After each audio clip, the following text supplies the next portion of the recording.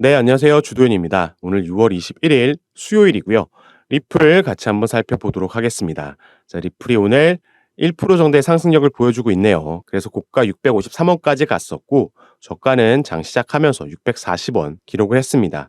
자, 그런데 지금 오늘의 흐름보다 사실 어제의 흐름이 조금 아쉬웠다라고 볼 수 있겠죠. 비트코인이 5% 넘는 상승을 하면서 3,700만 원을 돌파해 줬는데, 리플 같은 경우는 어제 보합 마감을 했습니다. 물론 쭉 빠졌던 걸 끌어올린 게 긍정적이고 상승 흐름을 이어주고 있다라는 게 긍정적이지만 그래도 그 상승력의 크기가 아무래도 아쉬울 수밖에 없는 상황이죠. 그리고 당연히 여기에는 아직까지 이어지고 있는 900일 넘게 이어지고 있는 이 소송 리스크에서 아직 해제되지 못했기 때문에 이런 현상이 일어나고 있다라고 보시면 되겠는데요. 자, 그래도 이 소송 관련해서 우리가 거의 끝 마무리 단계에 와 있다라는 걸 최근에 나오고 있는 소식들을 통해서 접할 수가 있고 정말 얼마 남지 않았다. 이 판결문도 이제 곧 나온다라는 구체적인 날짜들까지 언급되면서 지금 기대감을 부풀리고 있는 상황입니다. 자, 그래서 일단 오늘 영상에서는 먼저 이 거시적인 코인 시장 상황, 어떤 대형 호재가 있길래 이렇게 반등장이 만들어졌는지, 그리고 지금 이 대형 호재에 이어서 추가로 또 호재 소식들이 들려오고 있기 때문에 이 부분 먼저 한번 간략하게 살펴보고요. 이 리플 얘기로 돌아와서 이 판결문은 언제 나올지 지금 언급되고 있는 그 날짜와 판결문의 내용에 대해서도 같이 한번 살펴보는 시간 가져보도록 하겠습니다. 자, 여러분들은 오늘 영상 본격적으로 시청하시기 전에 밑에 있는 구독과 좋아요 버튼 한 번씩만 꼭 눌러주시면 제가 이렇게 영상 제작하는 데 큰 힘이 된다라는 점 말씀드리고요. 바로 이 부분 같이 한번 살펴보도록 하겠습니다.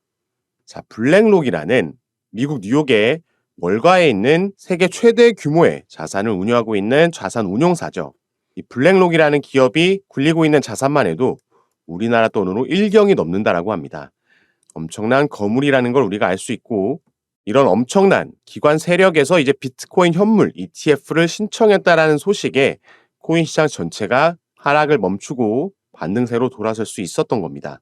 자, 지금까지는 이 부분을 승인할지 반려할지 그 결정권을 가지고 있는 SEC, 미국의 증권거래위원회에서는 투자자 보호를 담보하지 못한다는 이유로 지속적으로 이 비트코인 현물 ETF 승인을 반려해 왔었습니다. 자, 그런데 이번에는 이 ETF를 신청한 주체 자체가 이전처럼 암호화폐 기업이 아닌 이 월가의 거물 블랙록이고 그 내용도 기존 암호화폐 펀드들이 제시했던 것들보다 이 투자자 보호와 관련해서 훨씬 더 좋은 장치를 담보하고 있기 때문에 현재까지는 SEC로부터 승인받을 가능성이 상대적으로 이전보다 훨씬 더 높아진 상황에 그 기대감이 시장에 반영이 되고 있는 겁니다.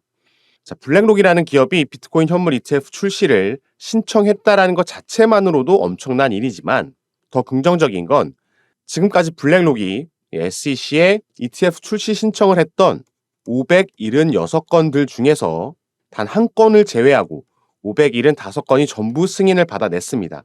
그 승인율이 무려 99.9%가 넘는다라는 거죠. 그리고 이 블랙록 같은 경우에는 이전에 올해 1월 달에 이미 블랙록 산하에 있는 이 올로케이션 펀드라는 곳에 비트코인을 그 포트폴리오에 추가했습니다. 이 올로케이션 펀드는 보다 안정적인 자산들, 종목들로만 구성이 되어 있기 때문에 투자자들도 많이 참고하는 포트폴리오인데요.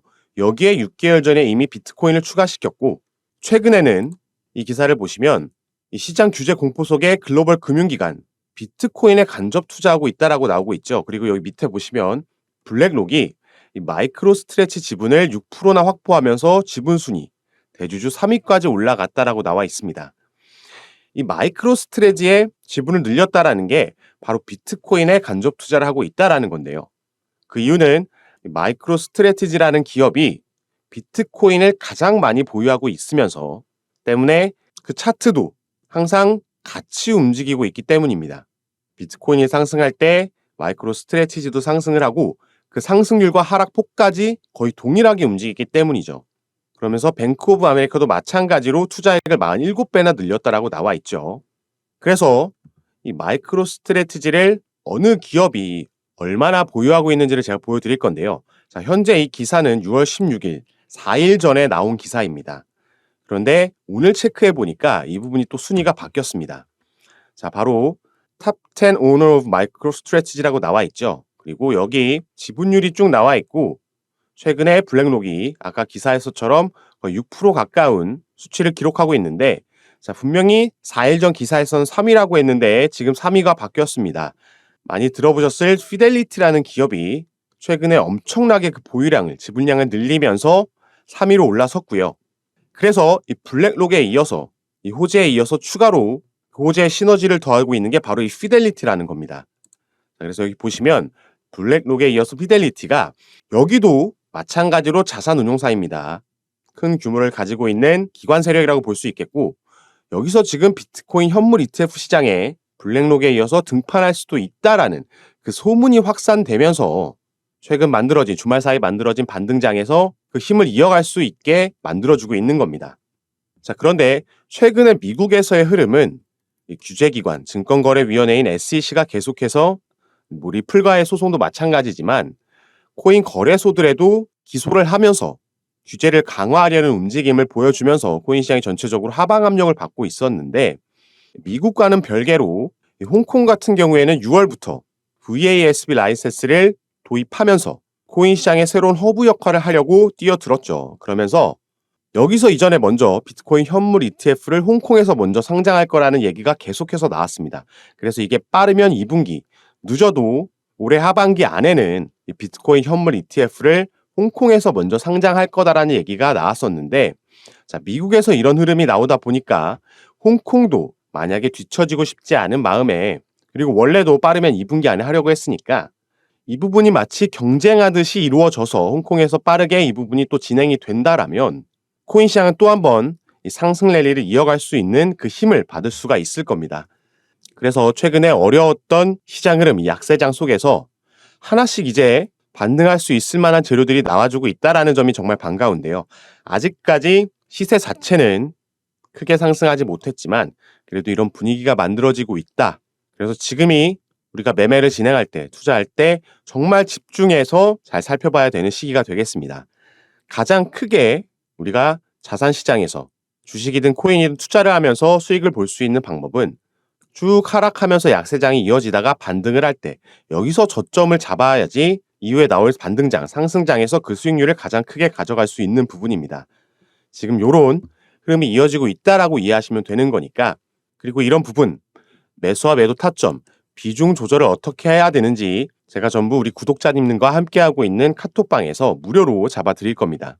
그래서 최근까지 약세장에서 손실을 보고 있었다고 하더라도 우리가 이제부터 어떻게 대응을 하느냐에 따라서 그 손실분을 충분히 빠르게 복구하고 수익 전환해서 우리가 또 투자할 때는 수익을 보면서 해야지 재밌게 또 오래 투자할 수 있는 거니까요.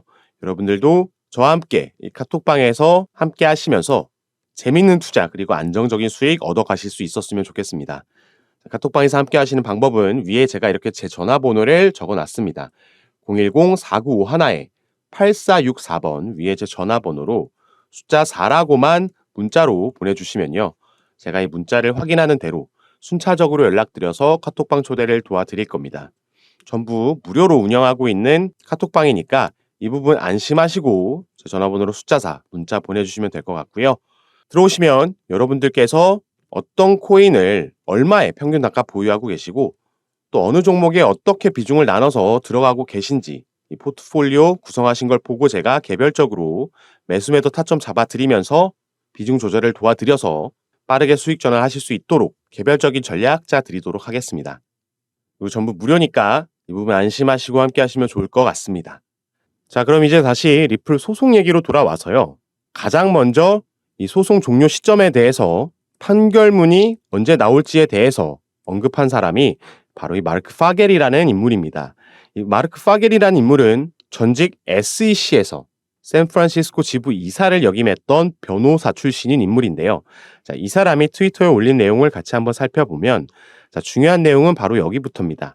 My guess is a ruling is coming within days. 룰링, 이 판결문이 coming within days, 며칠 안에, 수일 안에 나올 수 있다라고 언급을 한 거죠. 조금 전에 이 인물에 대해서 말씀드릴 때 SEC에서 이사까지 역임했던 인물이라고 말씀을 드렸습니다. 그렇기 때문에 당연히 이 내부 상황, 어떻게 업무 프로세스가 돌아가는지도 당연히 알고 있을 거고요. 변호사 출신이기 때문에 이 법원에 프로세스도 당연히 이해도가 높은 사람이 수일 내로 나올 수 있다라고 견해를 밝히면서 일단 해외 XRP 커뮤니티에서 주목을 받았었습니다. 그리고 사실 이전에 이 트위터가 나온 건 6월 16일인데 이보다 3일 전인 6월 13일 날 흰먼 문건이 공개가 됐었죠. 그리고 그날 뉴욕의 대법원 웹사이트에 이런 페이지가 생성이 됐습니다. 제가 캡처를 해서 가져온 이미지인데요.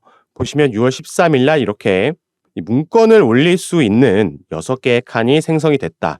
페이지가 생겼다라는 걸 확인할 수가 있고 벌써 3건의 문건에 대해서는 업로드가 완료돼서 우리가 다운로드할 수 있게 표시가 되어 있습니다. 여기서 가장 주목해서 봐야 되는 부분은 맨 위에 있는 바로 이 서머리 저지먼트. 이게 바로 판결문입니다. 판결문을 업로드할 수 있는 페이지가 6월 13일 날 이렇게 생겨나면서 여기서 가장 먼저 해외 커뮤니티는 며칠 안에 정말 판결문이 업로드 되는 거 아니냐라는 이런 기대감이 생겨났던 거죠. 그리고 또 결정적으로 가장 최근에 이런 이슈가 있었습니다. 자, 보시면 July 1st, 7월 1일이 왜 리플 소송 판결의 중요한 날짜가 되냐 이런 기사가 나온 건데요. 자, 여기서의 핵심은 바로 US Federal Reserve, 미 연준을 핵심이라고 볼 수가 있겠습니다. 자, 연준에서 Fed Now라는 새로운 혁신적인 송금 시스템을 도입을 할 예정입니다. 그리고 그 날짜가 바로 7월 1일이라는 거죠. 자, 그런데 이 연준이라는 기관과 리플이 도대체 어떤 상관관계가 있길래 이 연준이 Fed Now를 도입하는 7월 1일이 리플의 이 소송 판결의 중요한 날짜냐? 이런 의문이 당연히 생길 수밖에 없겠죠. 자, 이 부분을 제가 말씀드리겠습니다. 연준은 이전부터 계속해서 이 Fed Now라는 혁신 시스템, 송금의 속도를 올려주는 시스템을 준비해 왔고요.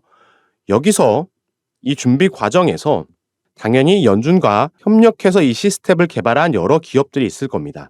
그런데 그 중에 3개의 기업이 바로 리플의 파트너사라는 게 드러난 겁니다. 그러면서 지금 이 연준과 리플 사이에 연결고리가 이렇게 생겨버린 거죠. 연준이 7월 1일 날 이 Fed Now라는 시스템을 도입할 때 그 배경에 지금 리플이 있다라는 겁니다.